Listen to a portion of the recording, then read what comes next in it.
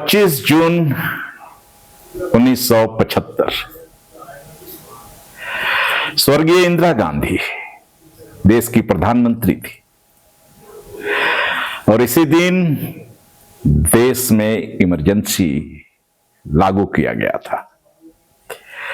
Emergency आपातकाल, जिसमें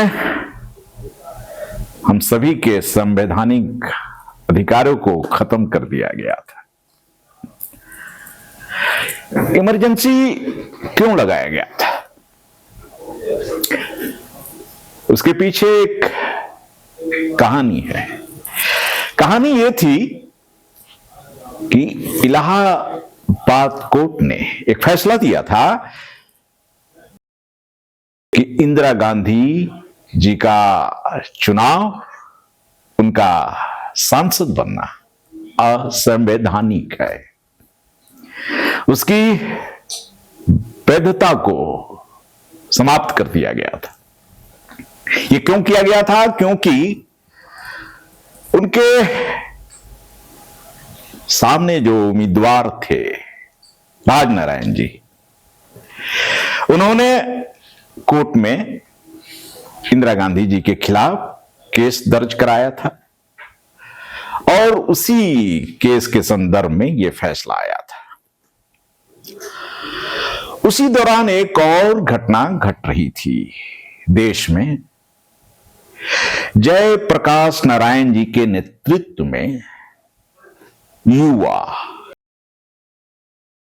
सरकार के खिलाफ विद्रोह का बिगुल बजा रहे थे। रामधारी सिंह दिनकर की कविता कि सिंहासन खाली करो कि जनता आती है, इस हुंकार के साथ युवा सड़कों पर उतर आए थे। इधर इंदिरा गांधी जी द्वंद्व में थी। उन्हें सुप्रीम कोर्ट से भी राहत नहीं मिला कि उनकी सदस्यता सांसद की बहाल कर दी जाए। अंत में उन्हें यह निर्णय लेना पड़ा, देश में आपातकाल लागू कर दिया जाए और इमरजेंसी देश में लागू हो गया, जो 21 महीनों तक 1977 तक देश में लागू रहा। इस दौरान देश के कई राजनीतिक नेता जेल के सलाखों के पीछे पहुंचा दिए गए। उस समय के बड़े नेता जयप्रकाश नारायण जी, अटल बिहारी वाजपेयी जी, लाल कृष्ण आडवाणी जी, जॉर्ज फर्नांडिस जैसे कई नेताओं को जेल की सलाखों के पीछे पहुंचा दिया गया। प्रेस की आजादी पर सेंसरशिप थोप दिया गया। नागरिकों के कई अधिकारों को छीन लिया गया। 2 सालों के बाद जनता के दबाव में इमरजेंसी समाप्त हुआ, फिर चुनाव हुआ। चुनाव के बाद नई सरकार का गठन जनता पार्टी के नेतृत्व में हुआ। उस समय एक आम चर्चा थी, Indira is India, India is Indira. और इसी से संभवतः प्रेरित होकर इंदिरा गांधी जी ने इमरजेंसी देश पर थोपा था। अब उसी इमरजेंसी को लेकर उसके सत्य, उसके कथ्य और उसके तथ्य को लेकर कंगना रनावत जी अपनी फिल्म इमरजेंसी लेके आ रही हैं।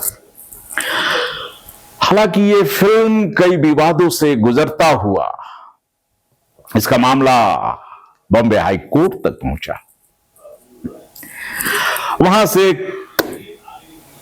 उन्हें उनके पक्ष में फैसला आने के बाद अब 17 जनवरी को यह फिल्म सिनेमा घरों में रिलीज होने जा रही। इस फिल्म की निर्माता, निर्देशक और खुद इंदिरा गांधी जी के किरदार में कंगना रनावत रोल कर रही हैं। वैसे ये फिल्म आने से पहले ही काफी चर्चा में है।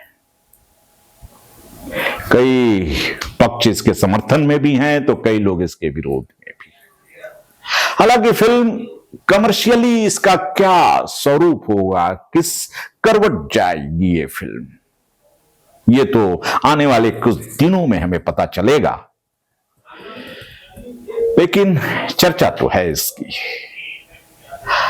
और खासकर कंगना रनावत की भूमिका जो उन्होंने इंदिरा गांधी के रूप में किरदार को निभाया है। वैसे मैं खुद भी कंगना रनावत जी का प्रशंसक रहा हूं, खासकर उनके अभिनय। आज की समकक्ष अभिनेत्रियों में वो एक उम्दा कलाकार है, जो भी कैरेक्टर या जो भी चरित्र, जो भी भूमिका वो निभाती हैं उसमें रम जाती है, डूब जाती है। उसका असर, उसका प्रभाव पर्दे पर दर्शकों के बीच में उनके चेहन में छोड़ जाती है।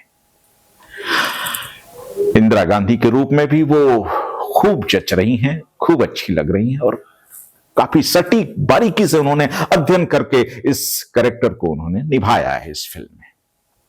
उनके साथ इस फिल्म में अनुपम खेर जी हैं और सरयस तलपड़े जी हैं। और इस फिल्म के ट्रेलर देखने के बाद यह अंदाजा लगाया जा सकता है कि उन्होंने फिल्म को बनाना एक अभिनेता या अभिनेत्री के लिए, फिल्म को प्रोड्यूस करना, उसे निर्देशित करना और खुद उसमें मुख्य भूमिका में होना बड़ा चैलेंजिंग काम होता है।